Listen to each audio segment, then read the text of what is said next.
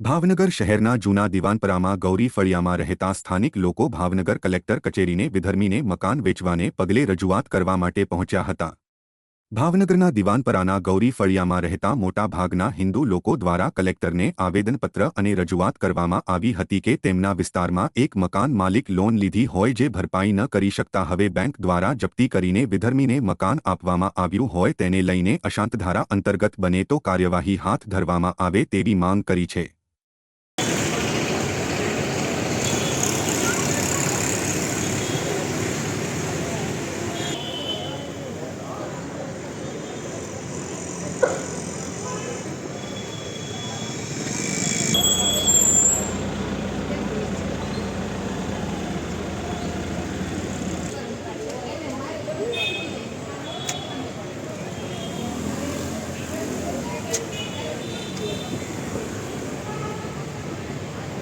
सीमा दवे छे अमे दीवानपरा प्राची दवेनी शेरी गोरीफळियामां रहीए छीए।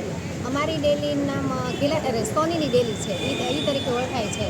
हमणां ताजेतरमां बाजूवाळा अमारा मिस्त्री बिपिनभाई मिस्त्री छे एनुं डिफॉल्टर तरीके लोको जाहेर थया छे। राजकोट नागरिक सहकारी बेंकमांथी एणे लोन लीधी हती पण ई लोन ई लोको भरपाई करी शक्या नथी। हवे बेंकवाळाए डोन चौकमांथी ई लोकोए आ प्रोपर्टी एक विधर्मीने वेची छे।